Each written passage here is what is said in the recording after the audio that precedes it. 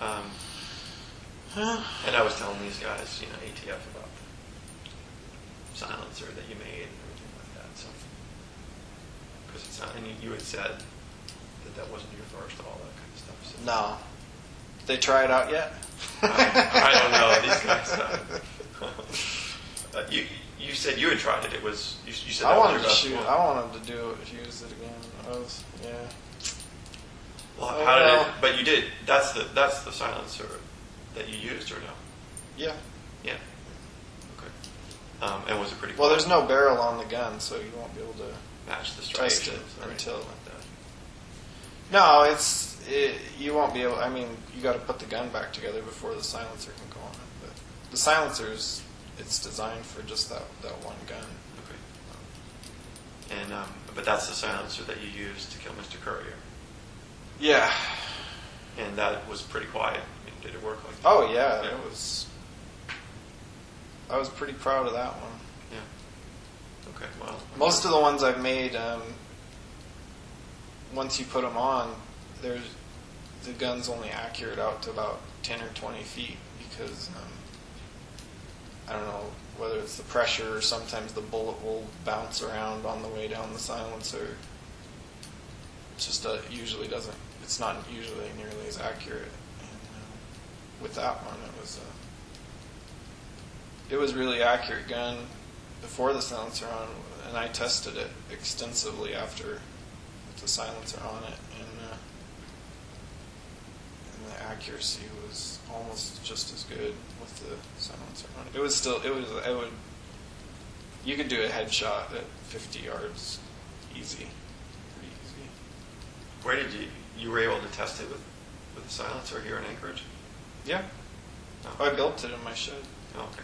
I shot it. When I was building it, I was shooting it right in the shed, like right next door to the neighbors. And it was quiet. Well, the first two, I built 3 different silencers for that gun. The first two they only maybe cut the report down by about 50%. But then I went all out and built that one. Used every single trick that I had heard of and every single trick that I had used on that one silencer. It had 2 or 3 different layers of muffler. It had baffles, and then it had fiberglass wrapped around it, and it was mostly plastic construction. A lot of the metal ones I made, they seemed like they didn't really work as well.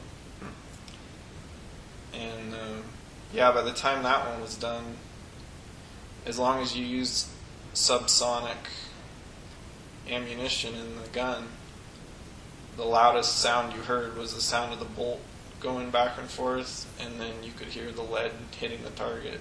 Depending on what you were shooting, that was a lot louder than anything else. It really surprised me.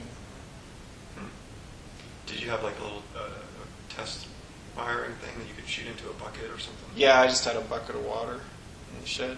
I covered it up with a couple layers of high density foam board, and then I would just put my foot on it to hold the foam down and shoot into the bucket of water to test it. I tried it with. Yeah, I tested it. That's why there was so many different kinds of .22 ammunition in that shed and in my closet. I think I bought every single kind of .22 ammo there was in town, trying to find one that was subsonic and the most accurate. I had big plans for that gun. What were the big plans? Well, like I say, it was the trouble with all the silencers I had made before is they weren't accurate for a very long distance. Yeah, I don't know if I should go into my big plans, but suffice it to say that I wanted a gun that I could carry under my jacket and put a silencer on really quick. And we're here. Yeah, I know. But anyway, I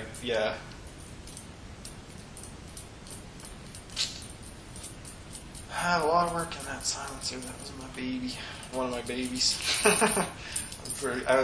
Normally I don't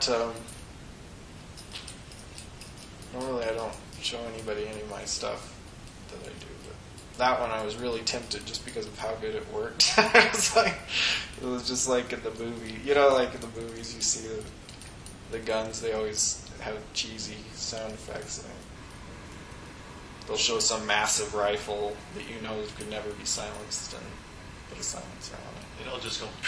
Yeah, that's totally unrealistic, but with that 22, when I finally had the right combination of the ammo and the silencer and everything, it was pretty good. I also had had a brass catcher that I had made. I didn't have the brass catcher on it when I shot Mr. Courier, which is why I had to throw away the bolt and the extractor and everything too, because there was 22 shells all over the basement of that house. And but yeah, I had the brass catcher so that all I'd have to toss was the barrel. The barrels, they're pretty cheap, like $30 or $40. Anyway, I've been working on those guns since that was the first gun I ever had. Not that particular one, but that model, and I've been working on those since I was probably 14 or 15. I had one that I worked on for months trying to convert it to fully automatic, and finally gave up because it turned out it was a really hard gun to convert. Plus, I didn't have a lot of shop tools back then. So This is when you were like 15 or 16 or something? yeah, like 14 or 15 Wow. was when I started. That's pretty impressive. That's- Tell these guys which gun it was so they might be interested. The Ruger 1022. That was the first rifle I had. And then I found out that they started making the 1022 Challenger, which is a pistol version. But I had already cut down several of them. I had one, I'd get a rifle, and then I'd cut down the barrel and get a folding stock or make a stock with the pistol grip on it. And I had there should be actually two of them in that stash, in that bucket in New York. One of them's one of the older ones I built.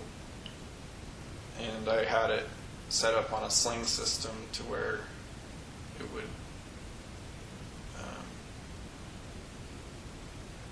the sling would go over my shoulder and that would hang by my side, and then I had another strap attached to the same sling that went around my back and came around the front and clipped into it with a quick release clip so that I could walk or run hands-free or whatever, and it would be tucked up under my armpit, under my coat. But then if I needed it, like when I was doing a bank robbery, I would carry a pistol for a bank robbery.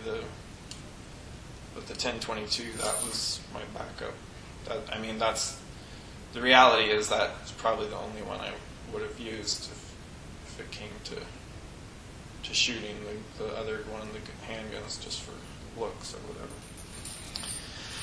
But I had it set up so that I could hit that quick release clip and the gun would drop down and the sling would be long enough that I could bring it up, and I always had either scopes on them or infrared sights, the red dot sights. Did you thread your silencer, or how did you affix it to the gun? No, with the Challenger, it was really easy because it comes with a plain barrel, no iron sight on the front. It's like a scope mount only or something, whatever, receiver mount sight, and the barrel's tapered. So I used heat and PVC pipe inserted into another metal piece of metal conduit.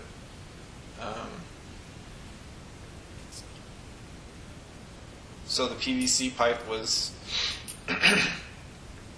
a tight fit into the metal conduit, and then he heated up the PVC until it was soft enough to expand, and then drove it onto the end of the barrel.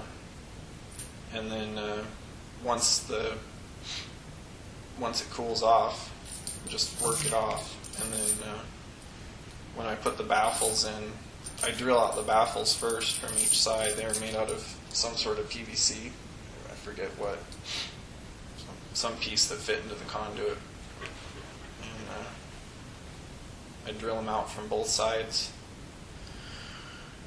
And then once all the baffles are inserted into the conduit, then you take the barrel off the gun and use a hot rod through the barrel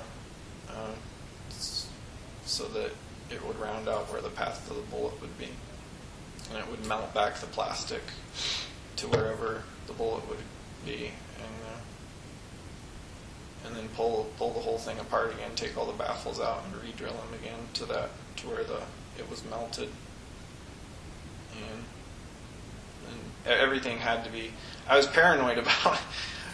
Sometimes when I've been flying out of Anchorage with guns, they want to open. They would open the case and look at everything, and I was paranoid about putting it in the gun case and flying with it, because I had like 50 round drum magazine in there and a bunch of other, they were just scary looking set of guns, and I didn't want to have a silencer in the mix too, so I had to have all the pieces numbered, like where they went in the silencer, so that it would go back together exactly and still be in the right alignment. I took them all apart and put all the pieces in a bag of plumbing parts and threw it in with a bunch of my other tools in the suitcase. So that it would look like just normal, everyday stuff. But I was always too paranoid, because by then, Anchorage, they don't even open the case. They just run the little swab. I guess all they look for is bombs and then x-ray it, and then it's considered clean.